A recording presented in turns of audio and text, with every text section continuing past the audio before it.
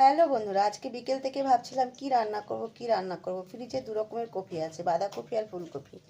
দুটোর মধ্যে ছেলে মেয়ে একটাও খাবে না, তো কি করব ভাবছিলাম। তো এখন ভাবলাম যে কাজ থেকে আসার পরে প্রায় রাত 10টা বাজে, তো ভাবলাম যে একটু ফুলকপি আলু দিয়ে একটু ভালোভাবে ঝোল বানাই।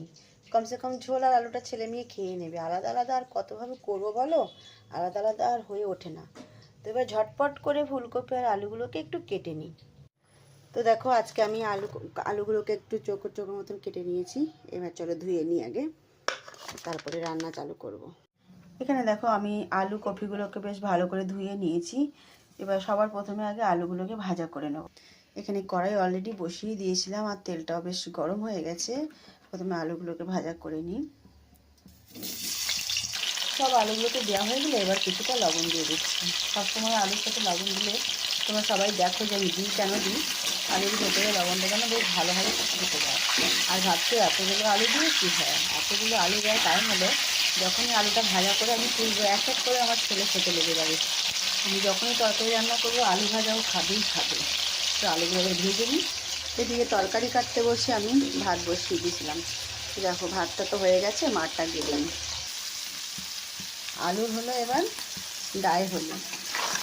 তো আলুটাকে একটু হলুদটা দেওয়ার পরে আলুর কালারটাও চেঞ্জ হয়ে যায়, দেখতে সুন্দর লাগে।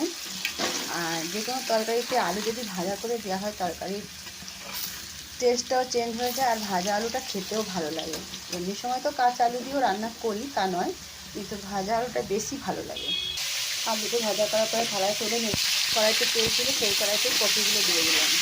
কপিগুলো একটু ভাজা করে নিই। যেহেতু এতে হলুদের রঙটা আছে তাই হলুদটা দিলাম না, সামান্য একটু লবণ দিয়ে দিলাম। দিয়ে একটু নাড়াচাড়া করে বেশ ভালো করে আলুর মতো ভেজে নেব। এদিকে কপিটা ভাজা হচ্ছে আর এদিকে আমি একটু জিরে ভাজা করে নিচ্ছি পাউডার করার জন্য। কড়াইতে মশলা বানাবো তাই। এই কালো কড়াইটাতে সামান্য পরিমাণ আমি তেল দিয়ে দিলাম আর দিয়ে দিচ্ছি 3 কোটি রসুন। সাথেই দিয়ে দেবো একটা মাঝারি সাইজের কাটা পেঁয়াজ, একটু মোটা মোটা করে কেটেছি। আসলে টমেটো ছিল না ঘরে, হাজবেন্ডকে পাঠিয়েছি টমেটো আনতে। টমেটোটা দিলে তারপরে একটু দিয়ে একটু ভাজা করবো, করে মশলা বানাবো। তো দেখো বন্ধুরা, কপিগুলো তো ভাজা হয়ে গেছে, তুলে আর এদিকে কিছুটা ডিম সিদ্ধ করে নিয়েছি। ভাবলাম ফ্রিজে ডিম আছে, একটু ডিমও দিয়ে দেবো ঝোলে, কেননা ডিমটা আমার প্রিয়। এদিকে কপি ভাজার তেলে আমি ডিমগুলো দিয়ে দিলাম, ওপর দিয়ে একটু নুন হলুদ ছিটিয়ে দিয়ে দিলাম। ডিমগুলো ভেজে নেবো, তেল আর ডিম। আর এদিকে মশলার জন্য টমেটো নিয়েছিল, দেখো কেটে আমি আগে দিয়ে দিয়েছি। একটু ভাজা ভাজা করে নিই, তারপরে পেস্ট করবো। এইভাবে তরকারি রান্না করে খেতে কিন্তু দারুণ লাগে। ভিডিওটা স্কিপ না করে পুরো ভিডিওটা দেখবেন। আর যদি ভালো লেগে থাকে লাইক শেয়ার কমেন্ট অবশ্যই করবে। লাইক শেয়ার কমেন্ট করতে ভুলো না যেন। ফেসবুক চ্যানেল নিচে দেওয়া রয়েছে, ইউটিউব চ্যানেল লিঙ্কটা, পারলে একটু ভালোবাসা দিয়ে সাবস্ক্রাইব করে বেল আইকনটা ক্লিক করে দেবে আমার প্রিয় সব বন্ধুরা। মশলাটা যখনই ভাজা হয়ে গেছে দিয়ে দিলাম পরিমাণ মতো লবণ, 1/2 চামচ হলুদ গুঁড়ো, ঝালের পরিমাণ মতন 1 চামচ, লঙ্কার গুঁড়ো, হলুদ গুঁড়ো 1 চামচ দিয়ে একটু বেশ ভালো করে নেড়ে আর একটু ভেজে নেবো মশলাটাকে। ডিমগুলো ভাজা হয়ে গেছে, তেল থেকে তুলে নেবো। দিয়ে দিলাম ভাজা তেলের মধ্যে আর একটু তেলটা একটু গরম হয়ে নিই।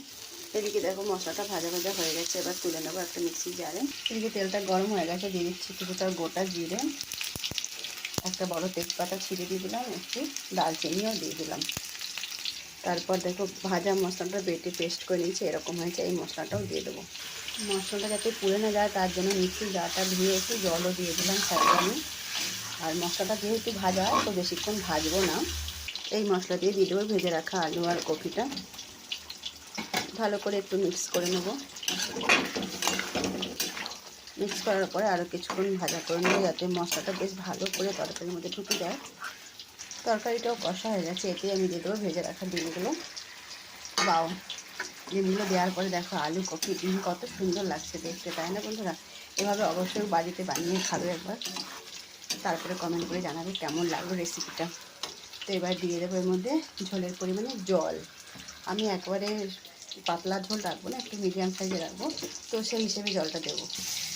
ঝোলের জলটা আমি এতটা দিলাম, এই আলুগুলোতে একদম ঝোল টেনে নেয়, তো একটু বেশি রাখবো, পরে একদম শুকিয়ে যাবে। যেরকম ডালের বড়ি দিলে তরকারিতে ঝোল টেনে নেয়, ঠিক এই আলুগুলো তেমনি ঝোল টেনে নেয়।